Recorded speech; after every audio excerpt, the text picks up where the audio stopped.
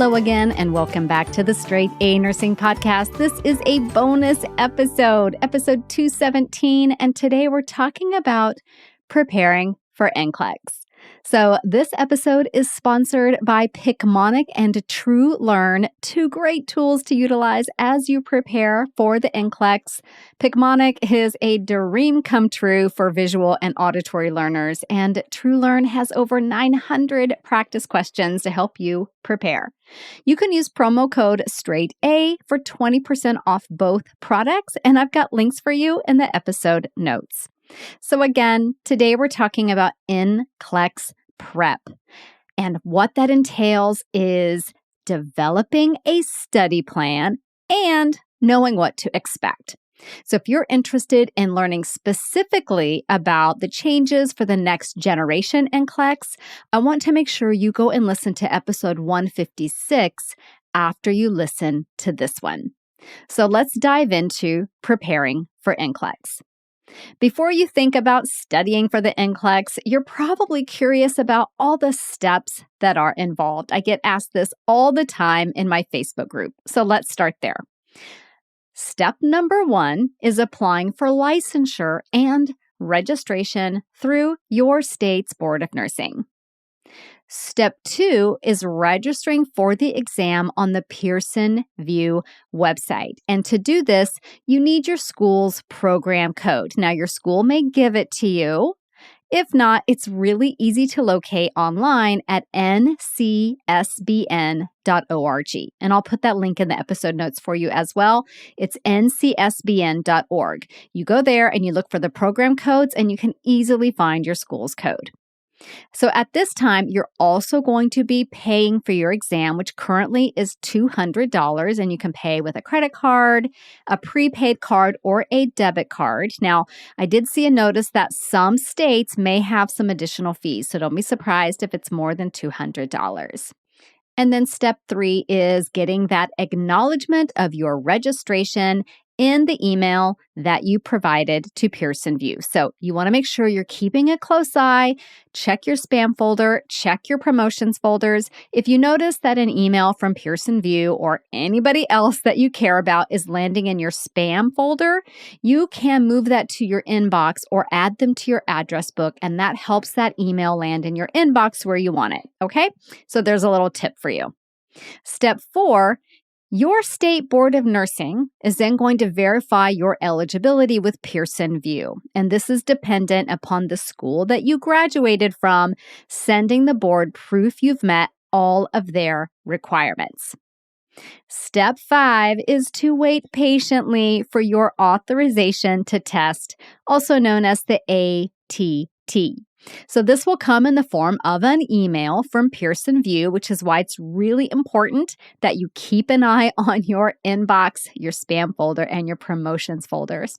The timing on when this authorization to test comes through can vary, but a good rule of thumb is about 2 weeks after your eligibility is verified. Again, adding Pearson VUE to your address book, moving any spam messages into your inbox is going to help get them into your inbox where you see them right away. Step 6, schedule your exam through Pearson VUE. Note that your test date must be within 90 days of receipt of your ATT, which is another reason you want to keep a close eye on your email. And then step 7, show up for your test. So this involves bringing the appropriate ID, and there is a whole list of what counts as appropriate ID on the ncsbn.org website. So go there if you have questions about that. So bring the appropriate ID, eat a good breakfast, and follow all the rules of the testing center. And there are actually quite a few. Again, you can see all of this on the ncsbn.org website. So when you arrive, you'll be asked to sign in. You'll also have your photograph taken, as well as a palm vein scan done. These are additional identifiers. You'll be required to store your electronics in a sealable plastic bag, and this includes smartwatches, phones, tablets, MP3 players, even fitness trackers. Basically, nothing digital goes in with you. You'll get a locker for your personal items, and really, it's best to just not bring anything in that you don't need and to not bring any test prep material or notes of any kind. Now, during a break, you will be able to access things like your bag, your purse, food, drink, lip balm, medical devices. And then it also says you can get a coat, hat, scarves, and gloves. I presume that's in case you go outside during your break. It didn't really say. You'll also be given a whiteboard and a marker before entering the testing room, and earplugs will be available upon request. You cannot bring your own earplugs. Now, what about breaks? You will be given the opportunity to take 2 breaks. My advice, take the breaks even if you don't need a break at that time. You could be one of those people who gets all the questions, which makes for a very long exam. And it's also just good to give yourself that mental break. So that first break occurs after approximately 2 hours. And then again around 3.5 hours. A notification comes up on your screen letting you know that it's time for your break. Note that the breaks do count against your total testing time, so be efficient with whatever it is you need to do. Get a snack, run to the bathroom, just look away from the screen, look at something else for a little bit, whatever it is you need. You can also request a break at any time, but you first must raise your hand to get the attention of the assistant that is working the exam room. You'll have your palm scanned when you leave the room, and you'll have your palm scanned when you come back. And yes, you will be monitored via audio and video the entire time. Okay, step 8. After the exam, take yourself out for a celebration. Maybe it's a massage, maybe it's a lunch, maybe it's a glass of wine, or a get together with family and friends. Do something to mark the completion of this giant milestone, and then wait patiently for your official results. In some states, unofficial results are available after 48 hours for a small additional fee. For the official results, though, it can take up to 6 weeks for that nursing regulatory body to send them to you. Please do not waste your time, your energy, your emotional reserves on doing the Pearson VUE trick, okay? This is very unreliable, and it really only adds to your stress. Take this time to decompress. Turn your attention back to yourself. You've been putting so much into nursing school for so long. Take this time for you and do something enjoyable. I went skiing a lot. No, actually, I went snowboarding. I tried to learn how to snowboard. And as it turns out, my body is not designed for that. So it was a really fun distraction. I ended up switching to skiing, but I have so many fond memories of that time when I could turn my attention away from nursing school and turn it towards something fun and enjoyable. Now, on a less enjoyable note, if you do not pass the exam, you will receive a candidate performance report, and this shows you how you performed in each test area. Basically, this is your guide to preparing to retake that exam so you know exactly which areas you need to focus on, and you have to wait at least 45 days to retake it. Now, if you have other questions or really want to dive into more details about the specifics, there's a lot of information again at the ncsbn.org website. So now that you know what the procedure looks like, you're probably wanting to know how to prepare and how to develop a study plan. So the very first thing I recommend students do is go to that website at NCSBN and check out their test plan. It's absolutely free and tells you how the exam is structured and how the content is distributed. For example, psychosocial integrity makes up 6 to 12% of the exam, and questions about safety and infection control make up 9 to 15% of the exam. This can help give you an idea of how to focus your studying and what to expect. Now, the largest section of the exam is in management of care, which is about 20% of your exam questions. This includes things like time management, supervising assistive personnel, managing conflict, prioritizing care, patient education, staying within your scope of practice, and collaborating with other members of the interdisciplinary team. Now, It's very normal to feel overwhelmed, especially as you are starting to study for this big exam. You learned so much in nursing school, and now you've got to review all of it in order to pass the NCLEX. It can feel a bit intimidating. A fantastic place to start is with a test bank such as the one at TrueLearn. So as you go through test bank questions, you can start to recognize patterns. For example, you'll start to recognize what types of questions you're struggling with. Maybe it's the kind of questions that have a negative qualifier and you misread it. Maybe it's select all that apply questions, or questions where you prioritize things or put things in a specific order. So start paying attention to the type of questions that you struggle with, and if there's anything you can do to do better with those. Maybe you are misreading those negative qualifier questions, or when you miss a question, you missed a key word. So slowing down and reading everything carefully can be really helpful. You'll also notice what content you need to brush up on. For me, hands down, it was labor and delivery and mental health and neuro. So I spent a lot of time in those subject areas as I developed my NCLEX study plan. Another cool thing you'll start to notice are consistencies, especially around things like signs and symptoms of various disorders and pharmacology. For example, many times questions about the medication digoxin will be about digoxin toxicity. Same with lithium. So by doing practice questions, you'll realize, oh yeah, I should probably know the signs and symptoms of lithium toxicity and digoxin toxicity. Other times it's about the adverse effects. Like an example I talk about all the time is phenytoin. I felt like every exam that I ever had that included a question about phenytoin wanted me to know that it causes gingival hyperplasia.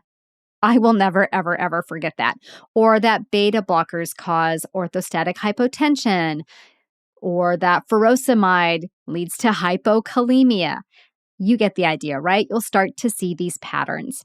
And as you do practice questions, make sure you're reading the rationales. Every single one, even if you got the answer correct and for you it was a no-brainer. You will learn so much by reading why that correct answer was correct and why the wrong answers are wrong.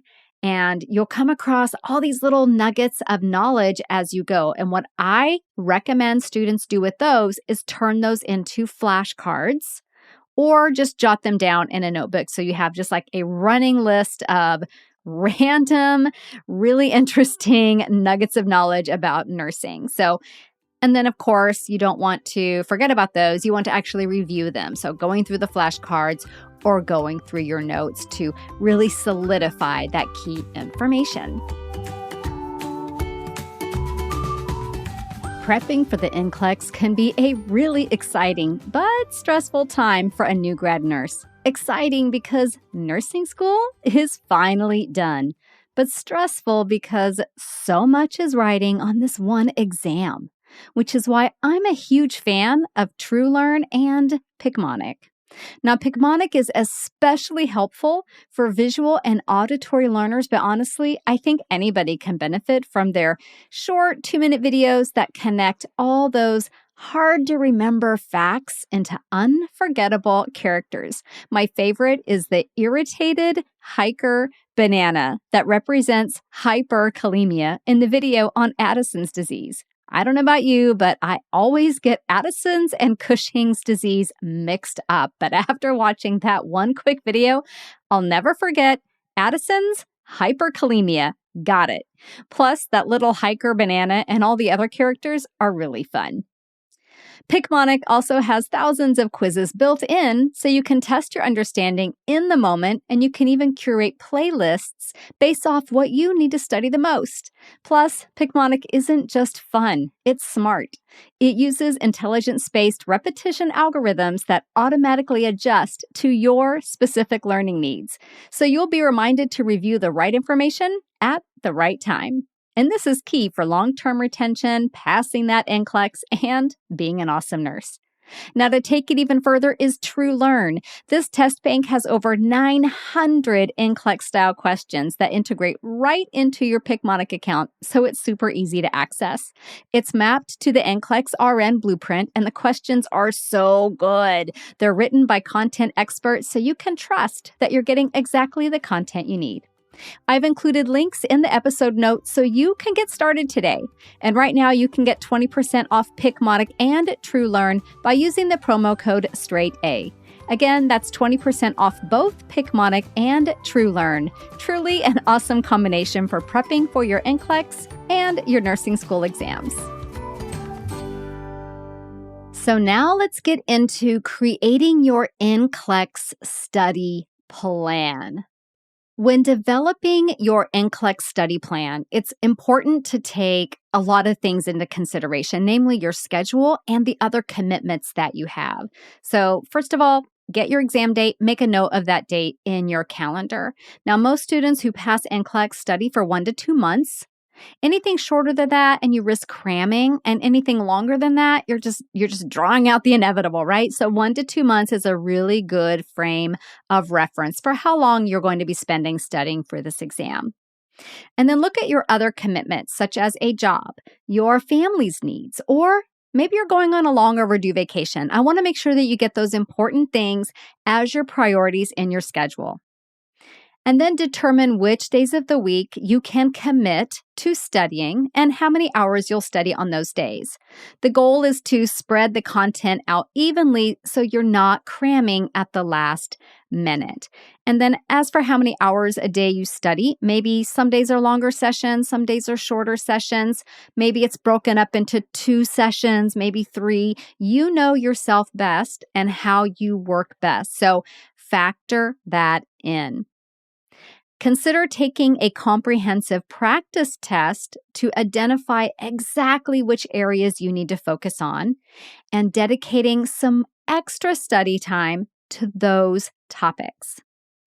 And a really good idea is to mix up your study sessions so you stay engaged and you stay motivated. Maybe some sessions are review only. Maybe some sessions have practice questions mixed in. How you review material can be varied as well. In addition to using those great Picmonic videos, maybe you read through the notes you took in nursing school or dust off portions of your textbook or even listen to the Straight A Nursing podcast. And then we want to make a study calendar. Okay, so while the NCLEX is categorized into those broad categories that I mentioned earlier, like health promotion and health maintenance, your NCLEX prep materials and most likely your nursing school notes are not going to be categorized in that way, right? They're going to be more concrete and focus on specific topics such as respiratory disorders, pharmacology, therapeutic communication, mental health, infection control, more concrete things. So you have a couple of different options for how to organize your study schedule. You can focus your efforts on your weakest areas, which is ideal if you're really crunched for time, or you can do a comprehensive review of all the major subjects. So to focus on your weakest areas, you'll need to take regular practice assessments that include a comprehensive mix of topics. So if you're curious what this looks like, I have a link in the episode notes for some study pathway examples that you can download. One is a 5-week plan that focuses on your weakest areas, and one is an 8-week plan that's more comprehensive. So once you have your study calendar in place, you're utilizing great resources like the TrueLearn Test Bank and the Picmonic videos, let's talk about some NCLEX tips for success. First of all, it's never too early to start prepping for your NCLEX since this is the format all your nursing school exams will be utilizing. Now, I'm not saying you're studying specifically for your NCLEX a year before you take it, but you're preparing for it by studying in that way, studying NCLEX prep materials. Because as you study, let's say, respiratory disorders in an NCLEX test bank, like on TrueLearn, and then you go and you take your exam on respiratory disorders, that's a great way to prep for that exam, right? Okay, but now we're talking about very specifically, as you're prepping for the NCLEX proper, No studying late the night before. Okay, that is a rule, and I stand firmly by that rule. No studying late the night before and no studying on test day. So make sure that those things are incorporated into your test plan and your study schedule so that you take that time off. I want you to go into the exam fresh and rested. As you're taking the exam, make sure you read each question carefully, and you'll get good at this if you've been practicing NCLEX style questions all throughout nursing school, like I recommend. When you rush through questions, you really risk skipping over those keywords and those key phrases. Yes, the exam is timed, but you really have to make sure that you're reading carefully. Now, don't read into questions or apply real world experience. You have to stick with what's written and textbook knowledge, because once you become a nurse, like I think if I had to go back and take NCLEX now, I would probably fail miserably because I would read into the questions. I'd be thinking about what I do or what we do at my unit or what we do at my hospital or what I've seen other people do. You have to stick with what is written in the question and the textbook knowledge. And then before you look at those multiple choice options, try to state what you think the answer is first. This gets you thinking about what you already know about a topic. And then if that answer is in there, it's very likely to be the correct one. You always want to be on the lookout for keywords such as first, best, priority. The answer is usually going to be the thing that will prevent the patient from imminent danger. Like if you didn't do that thing, the patient would be in danger. That would be your first, best, or priority intervention. You also want to keep a very close eye on negative qualifiers like except or least.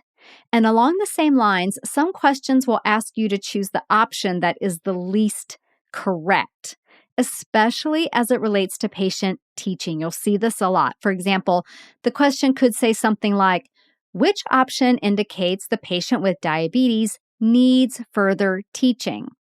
And then the answers would be 3 correct things about diabetes and 1 that's completely wrong.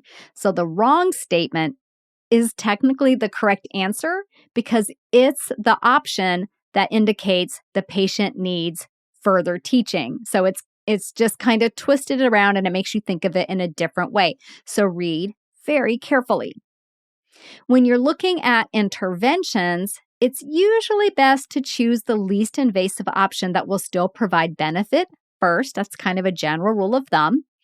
And then for priority questions, you're going to be applying the ABCs, Maslow's hierarchy of needs, and the nursing process a lot.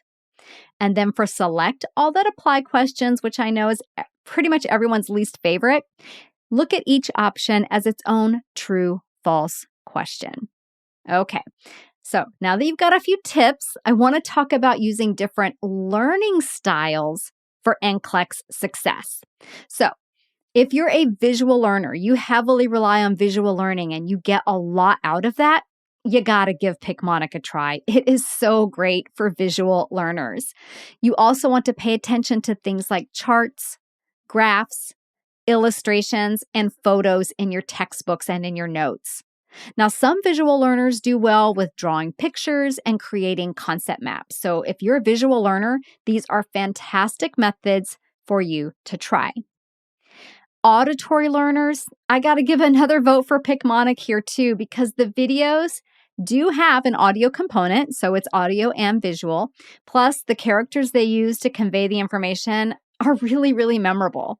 You'll also benefit from listening to recorded information, which can be as simple as you reading through your notes. You'd also do well with rhymes, mnemonic devices, and stories like the ones on Picmonic. The stories are really memorable. And then reading and writing learners. If you learn well by reading and writing, then it makes sense for you to read through your notes, maybe read some key sections of your textbooks. And for those more complex concepts, one of the best things you can do is write them out in your own words. And then what about hands-on learners? You're going to benefit by engaging in physical activity while you review, even just walking or tossing a ball against the wall while you maybe listen to a recorded podcast or watch those Picmonic videos can really help make connections in your brain. So I hope this overview of prepping for your NCLEX helps you pass your exam the very, very first time. I am definitely cheering for you. And if you want to study with Picmonic and TrueLearn, I've got links in the episode notes so that you can get 20% off, and that promo code is straight A. So used together, Picmonic and TrueLearn, these test prep materials are going to help you tie the facts together with memorable stories and really solidify your learning with NCLEX test questions that make you think. So I want you to give them a try today. Again, link in the episode notes. Get 20% off with promo code STRAIGHT-A for Picmonic and TrueLearn. And then when you pass your NCLEX, one of the things that is my absolute favorite that students do is they tag me on social media and let me know that they passed. So please do that. It 100% makes my day. I see every single one, and I work really hard for you guys. And when I see that, it just makes me feel like it's all worth it. So make sure you tag me so we can celebrate together. Best of luck. This podcast is brought to you by Straight A Nursing.